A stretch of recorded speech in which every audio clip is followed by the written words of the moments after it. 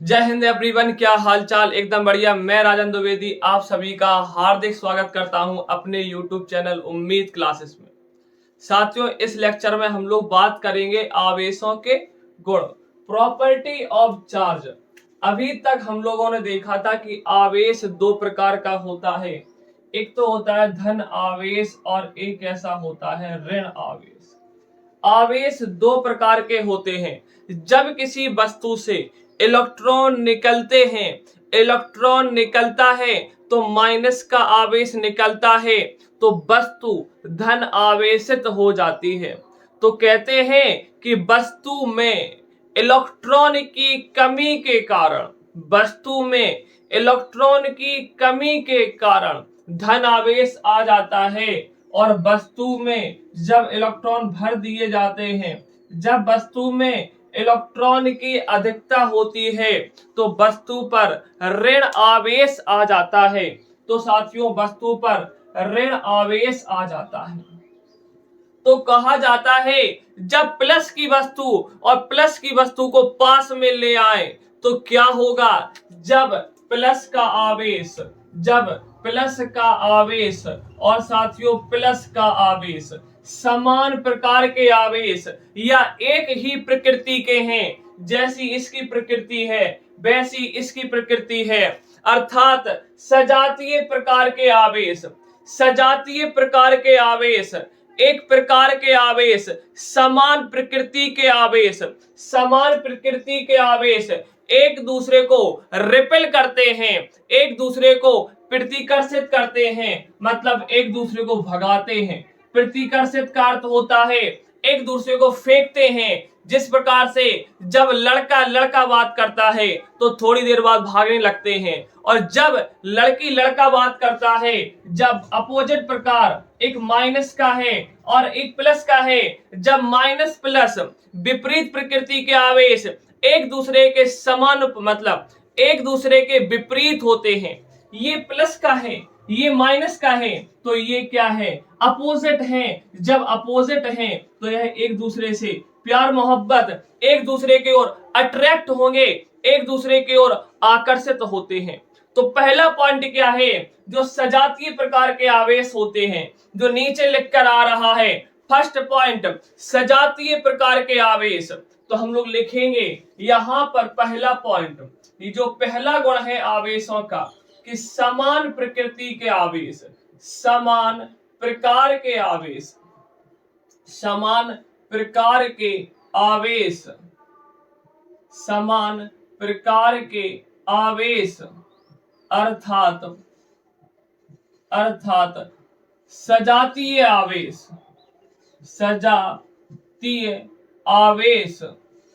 सजातीय आवेश एक दूसरे को प्रतिकर्षित करते हैं। देखो, समान प्रकार के प्लस प्लस एक दूसरे को प्रतिकर्षित करेगा, माइनस माइनस एक दूसरे को प्रतिकर्षित करेगा, माइनस माइनस समान है प्रतिकर्षित करेंगे, और जब विपरीत आ जाएंगे तो एक दूसरे की ओर खींचेंगे, एक दूसरे की ओर आकर्षित होंगे। जब सजातीय है तो प्रतिकर्षित होंगे, और विजातीय का अर्थ होता है असमान प्रकृति के। जे कैसे आवेश हैं, विजातीय आवेश हैं, और इनकी प्रकृति कैसी है, प्लस प्लस माइनस माइनस। इन्हें कहते हैं लाइक चार्ज, अर्थात सजातीय आवेश हैं। और साथियों ये क्या है, अनलाइक, ये साथियों कैसे हैं, विजातीय हैं, अनलाइक चार्ज हैं, और ये साथियों सजातीय आवेश हैं, इन्हें कहते हैं लाइक चार्ज। जो लाइक चार्ज होते हैं, जो सजातीय आवेश होते हैं, एक दूसरे को आकर्षित करते हैं, तो समान प्रकार के आवेश अर्थात सजातीय आवेश एक दूसरे को एक दूसरे को आकर्षित करते हैं, एक दूसरे को आकर्षित करते हैं, एक दूसरे को आकर्षित करते हैं। और असमान प्रकार के आवेश, असमान ये प्लस माइनस, असमान या प्रकृति के आवेश, असमान प्रकृति के आवेश, असमान प्रकृति के आवेश एक दूसरे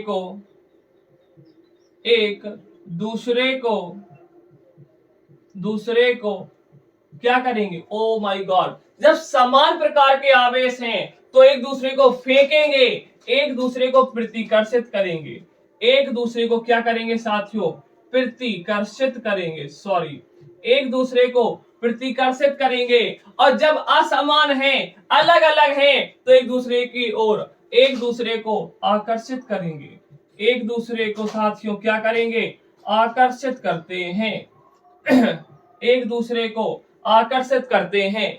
पहला पॉइंट, आवेशों का पहला गुण यही है, यदि सजातीय हैं तो एक दूसरे को प्रतिकर्षित करेंगे और विजातीय हैं तो एक दूसरे को क्या करेंगे साथियों, आकर्षित करेंगे। और सुनो, यदि कोई आवेश है, दूसरा पॉइंट, दूसरे पॉइंट में देखेंगे कि आवेश की दूसरी प्रॉपर्टी क्या है, आवेश का दूसरा गुण क्या है।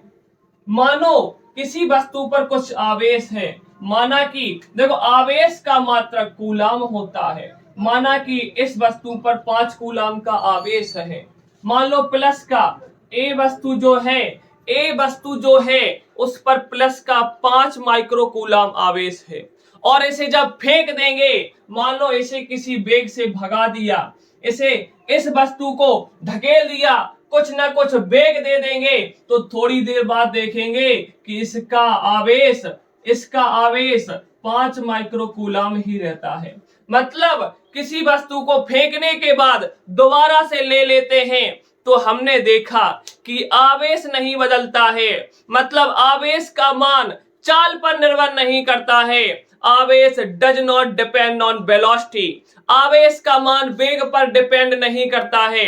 आवेश को फेंकने के पश्चात दोबारा से उस वस्तु को पकड़ लेते हैं तो हमने देखा कि उस वस्तु पर पहले जितना आवेश था बाद में ही उतना आवेश रहता है। कहने का अर्थ है कि जो आवेश का मान है वो वेग पर निर्भर नहीं करता है।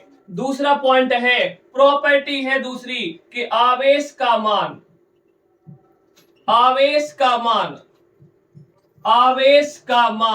वेग पर निर्भर नहीं करता है, वेग पर निर्भर नहीं करता है, वेग पर निर्भर नहीं करता है, वेग पर निर्भर नहीं करता है।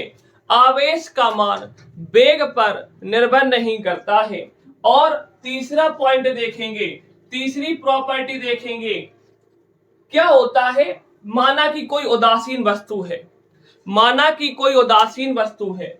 अब ये बताओ, कोई वस्तु है तो उसका द्रव्यमान होगा कि नहीं, कोई भी वस्तु है उसका कुछ ना कुछ तो द्रव्यमान अवश्य होगा। माना कि एक वस्तु है उस पर कोई भी आवेश नहीं है। तीसरा पॉइंट जो है प्रॉपर्टी का वो अभी समझ रहे हैं कि यहां पर कोई एक वस्तु है, उसका कुछ ना कुछ मास है, उसका कुछ ना कुछ मास है, उदासीन है। उदासीन वस्तु का अर्थ क्या होता है, इस वस्तु में जितना धनात्मक आवेश है उतना ही ऋणात्मक आवेश है। वस्तु वैद्युत उदासीन है, वस्तु का मास तो है लेकिन अभी आवेश नहीं है, कुल आवेश वस्तु पर 0 है, वस्तु पर कुल आवेश 0 है। मैंने क्या किया, इस वस्तु को धनावेशित कर दिया। इस वस्तु को जब पॉजिटिव चार्ज करेंगे, जब इस वस्तु को हम लोग पॉजिटिव चार्ज करेंगे तो इस वस्तु से हमें इलेक्ट्रॉन क्या होंगे, निकालने पड़ेंगे। इलेक्ट्रॉन साथियों हमें निकालने पड़ेंगे, इलेक्ट्रॉन क्या करना पड़ेगा साथियों, निकालना पड़ेगा। और माना कि इस वस्तु को ऋण आवेशित करेंगे तो इस वस्तु को इलेक्ट्रॉन हमें देने पड़ेंगे, इस वस्तु को हमें इलेक्ट्रॉन देने पड़ेंगे। अब एक चीज बताओ, इलेक्ट्रॉन का मास होता कि नहीं, जो हमारा इलेक्ट्रॉन होता है, जो हमारा इलेक्ट्रॉन होता है इसके पास मास भी होता है, इसके पास चार्ज भी होता है, इसके पास मास अर्थात इलेक्ट्रॉन के पास द्रव्यमान भी होता है, इलेक्ट्रॉन का आवेश भी होता है। जो इलेक्ट्रॉन है इलेक्ट्रॉन है आवेश को Q से प्रदर्शित करते हैं, इलेक्ट्रॉन की बात कर रहे हैं तो QE।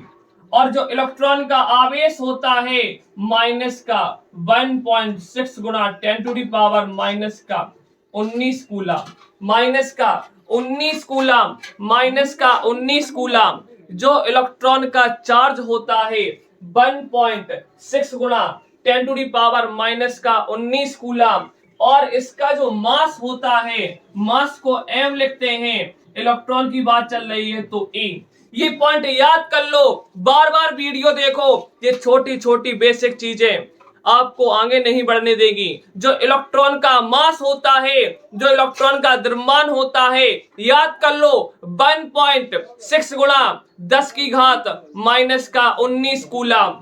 कूलम आवेश का मात्रक होता है, कूलम आवेश का मात्रक होता है 1.6 गुणा 10 की घात माइनस का 19 कूलम। और सुनो, इलेक्ट्रॉन जो है, इलेक्ट्रॉन का जो द्रव्यमान होता है, इलेक्ट्रॉन का जो द्रव्यमान होता है 9.1 गुणा 10 की घात माइनस 31 केजी माइनस 31 केजी। जो मास ऑफ इलेक्ट्रॉन होता है 9.1 गुणा 10 की घात माइनस का 31 केजी, 10 की घात माइनस का 31 होता है। मतलब इलेक्ट्रॉन का कुछ ना कुछ तो मास होता है, हल्का होता है लेकिन कुछ ना कुछ तो मास है।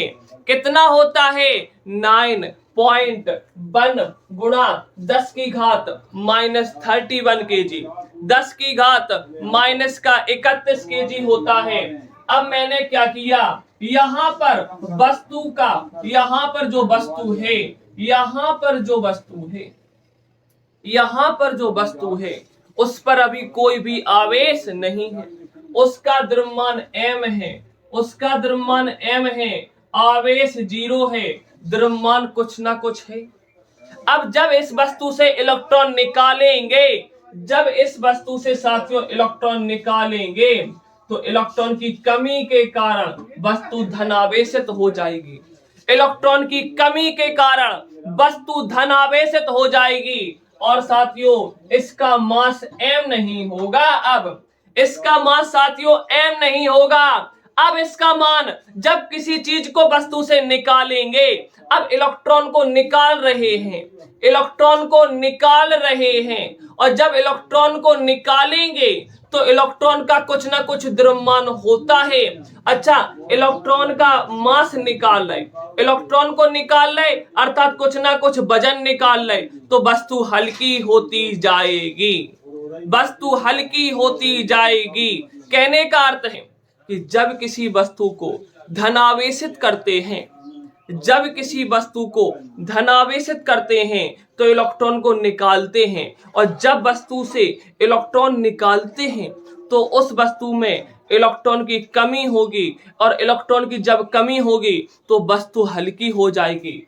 कहने का अर्थ है पहले की तुलना में इसका मास घट जाएगा, इसका द्रव्यमान घट जाएगा। और सुनो, जब वस्तु को ऋण आवेशित कर देंगे, जब वस्तु को ऋण आवेशित करते हैं तो उस वस्तु में इलेक्ट्रॉन को घुसेड़ देते हैं, उस वस्तु में इलेक्ट्रॉन को भर देते हैं। और जब किसी वस्तु में इलेक्ट्रॉन घुसेड़ेंगे तो कुछ ना कुछ मास देंगे, कुछ ना कुछ द्रव्यमान देंगे, और जब किसी वस्तु में द्रव्यमान देंगे तो उस वस्तु का द्रव्यमान बढ़ेगा। उस वस्तु का द्रव्यमान क्या होगा साथियों? बढ़ेगा। उस वस्तु का द्रव्यमान क्या होगा? बढ़ेगा, क्योंकि वस्तु में इलेक्ट्रॉन को घुसेड़ रहे हैं और घुसेड़ेंगे। वस्तु में इलेक्ट्रॉन को, वस्तु में जब इलेक्ट्रॉन देंगे, और जब वस्तु में इलेक्ट्रॉन देने का अर्थ है कि इलेक्ट्रॉन का कुछ ना कुछ द्रव्यमान होता है, और जब किसी इलेक्ट्रॉन का द्रव्यमान होता है तो वस्तु में मास देते जा रहे हैं, द्रव्यमान देते जा रहे हैं, तो उस वस्तु का वजन बढ़ता जाएगा, बढ़ता जाएगा, बढ़ता जाएगा। पहले की तुलना में वस्तु वजनदार हो जाएगी, मतलब इसका जो मास होगा पहले की तुलना में साथियों बढ़ जाएगा, पहले की तुलना में साथियों क्या हो जाएगा? बढ़ जाएगा। कहने का अर्थ है जब किसी वस्तु को आवेशित करते हैं, चाहे उसे धनावेशित करें चाहे उसे ऋण आवेशित करें, जब किसी वस्तु को आवेशित करते हैं, जब किसी वस्तु को आवेशित करते हैं, कहने का अर्थ है साथियों, आवेशित करने पर वस्तु का द्रव्यमान बदल जाता है, वस्तु का द्रव्यमान बदल जाता है। तो लिखेंगे जब किसी वस्तु को, जब किसी वस्तु को आवेशित किया जाता है, आवेशित किया जाता है, आवेशित किया जाता है, जब किसी वस्तु को आवेशित किया जाता है, चाहे तो उसे धनावेशित करें, चाहे तो उसे ऋणावेशित करें, तो वस्तु का द्रव्यमान बदलता है। तो वस्तु का द्रव्यमान बदलता है, वस्तु का द्रव्यमान बदलता है। जब किसी वस्तु को आवेशित करते हैं, चाहे तो धनावेशित करें, चाहे तो ऋणावेशित करें, तो उस वस्तु का साथियों द्रव्यमान बदल जाता है, उस तो वस्तु का द्रव्यमान बदल जाता है। पहले पॉइंट, तीसरे नंबर में ए पॉइंट डालकर लिखेंगे क्या, कि जब किसी वस्तु को धनावेशित किया जाता है, जब किसी वस्तु को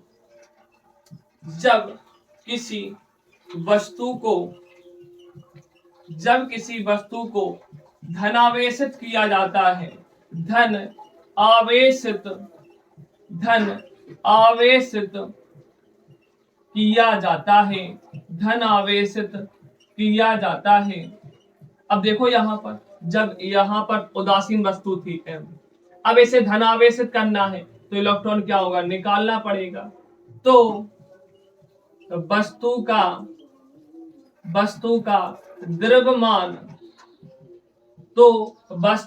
द्रव्यमान घटता है, वस्तु का द्रव्यमान क्या होगा साथियों, घटेगा, क्योंकि इलेक्ट्रॉन निकालेंगे वस्तु धनावेशित तो होगी और वस्तु का द्रव्यमान घटता जाएगा। धनावेशित करने पर इलेक्ट्रॉन को निकालेंगे और इलेक्ट्रॉन को जब निकालेंगे तो वस्तु धनावेशित होगी, और जब किसी चीज को निकालते हैं तो वजन घटेगा, तो वस्तु का द्रव्यमान घटता है। बी नंबर में लिखेंगे कि जब किसी वस्तु को ऋण आवेशित किया जाता है, ऋण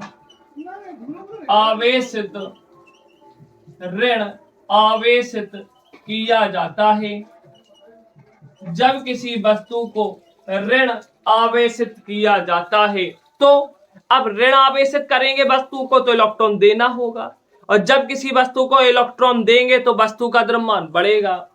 तो वस्तु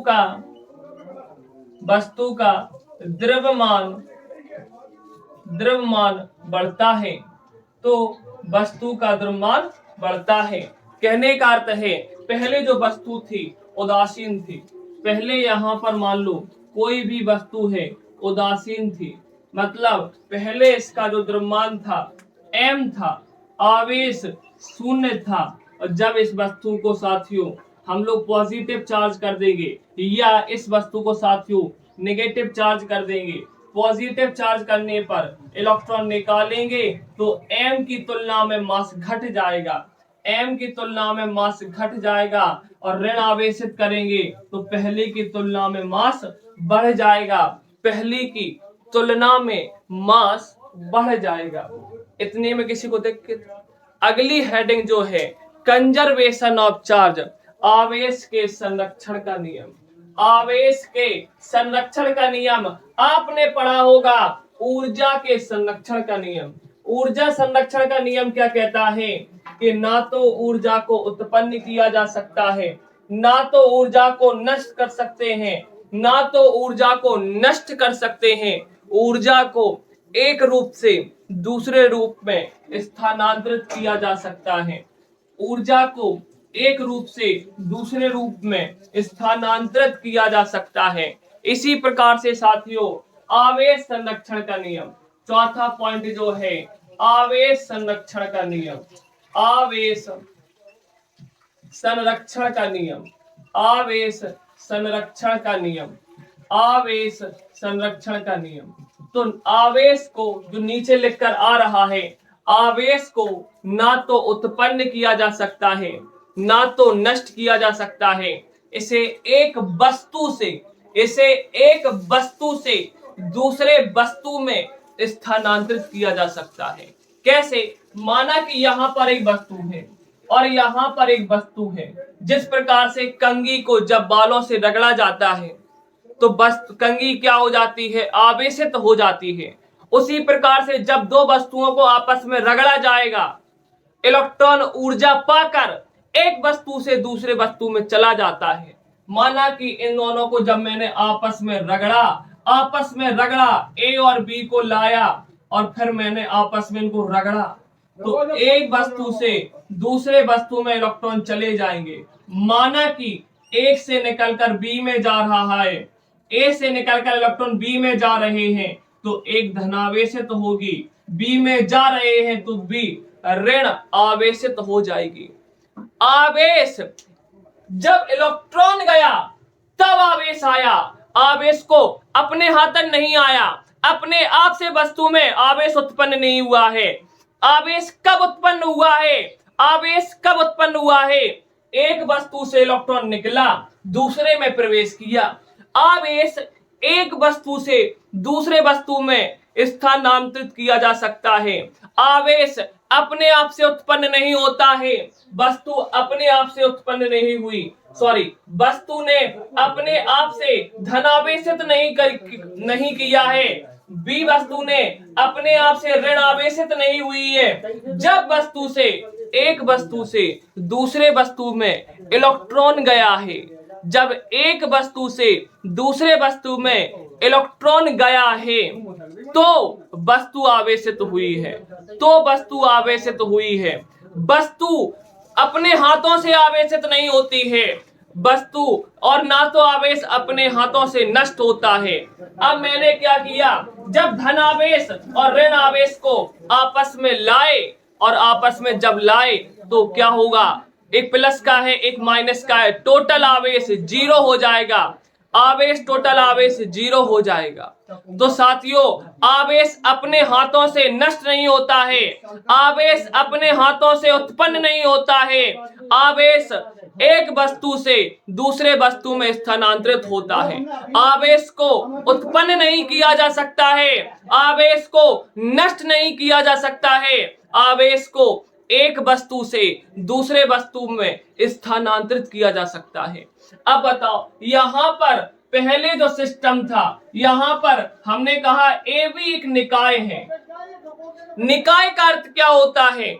एक वस्तु हो या एक से ज्यादा वस्तु हो। हमने कहा यहां पर एक निकाय है ए बी, और बाद में जो चार्ज हो गई रगड़ने के पश्चात एक यहाँ पर ए जो है, यहाँ पर बी है, ये प्लस का हो गया, ये माइनस का हो गया। पहले आवेश कितना था? दोनों उदासीन थी।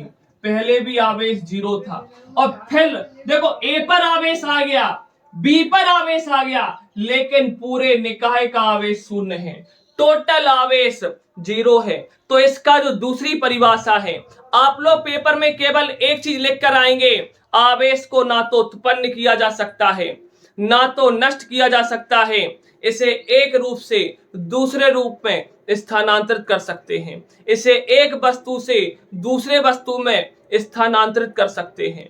तो जो दूसरा पॉइंट है कि किसी भी विलगित निकाय का अर्थ क्या होता है? दो वस्तु है। विलगित निकाय एक निकाय है, निकाय का अर्थ होता है कि दो या दो से अधिक वस्तु हैं। विलगित का अर्थ होता है किसी से मतलब नहीं, किसी से मोह माया नहीं, किसी से मतलब नहीं। साथियों, पागल है उसे ना तो माता पिता से मतलब, किसी ना भाई से मतलब, ना बहन से मतलब, आइसोलेटेड, उदासीन, विलगित है, उसे बाहर की दुनिया से कोई मतलब नहीं।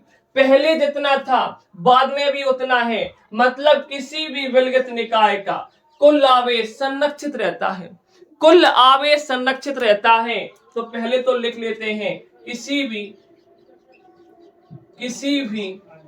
विलगित निकाय का कुल आवेश किसी भी विलगित निकाय का कुल आवेश संरक्षित रहता है। कुल आवेश संरक्षित रहता है। किसी भी विलगित निकाय का कुल आवेश संरक्षित रहता है। कहने का अर्थ है यहां पर एक सिस्टम है और इस पर मान लो 2 कूलाम का आवेश है, इस पर 3 कूलाम का आवेश है, इस पर माइनस का 8 कूलाम का आवेश है। और जब इसको हम लोग हलाएंगे डुम डुम डुम और फिर बाद में देखेंगे इसको हलाने के पश्चात इस डिब्बे में हमने कहा कि यहाँ पर जो तीन ए बी ए सॉरी यहाँ पर ये ए वस्तु है, ये बी वस्तु है, ये सी वस्तु है। अब मैंने कहा ए का आवेश बदलकर 5 माइक्रोकूलम हो गया, इसका 3 माइक्रोकूलम हो गया, तो इसका कितना होगा? हमें पता है किसी भी निकाय का कुल आवेश संरक्षित रहता है। पहले जितना आवेश था बाद में भी उतना ही आवेश रहेगा। पहले देखो, पहले कितना था? 2 3 5, 2 और 3 कितना हो गया साथियों? 5, और 5 में से 8 गया तो माइनस का 3। अभी वस्तु पर कुल आवेश कितना है? माइनस का 3। बाद में भी कितना रहेगा साथियों? माइनस का 3। कैसे? देखो 5 इस पर है, 5 और 3 8, 5 और 3 8। कहने का अर्थ है इस वस्तु पर 5 है, इस पर 3 है, इस पर निकालना है हमें, इस पर साथियों निकालना है। और साथियों पहले जितना था बाद में भी उतना ही रहेगा। और देखो तो क्यू बराबर इनको वहां पर भेज देंगे तो माइनस का 3 कूलम, इसको जब भेजेंगे माइनस का 3 कूलम, इसको जब भेजेंगे माइनस का 5 कूलम, तो 3 3 6 और 6 5 माइनस का 11 कूलम। इस पर जो आवेश आएगा माइनस का 11 कूलम। और साथियों जब इनको जोड़ेंगे तो टोटल आवेश कितना आएगा? माइनस का 3 कूलम।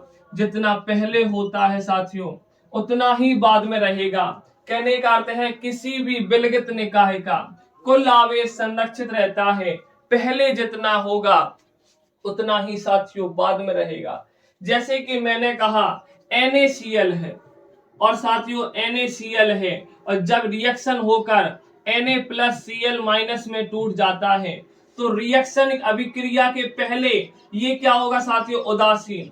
साथियों ये NaCl क्या है? नमक, और पहले क्या था? नमक। उदासीन था, बाद में Na+Cl- में टूट गया। देखो पूरे सिस्टम एक प्लस का है एक माइनस का है, बाद में भी पूरे निकाय का कुल आवेश साथियों शून्य है। मतलब किसी भी विलगित निकाय का कुल आवेश संरक्षित रहता है। विलगित का अर्थ है कि उसे बाहर से कुछ से मतलब नहीं।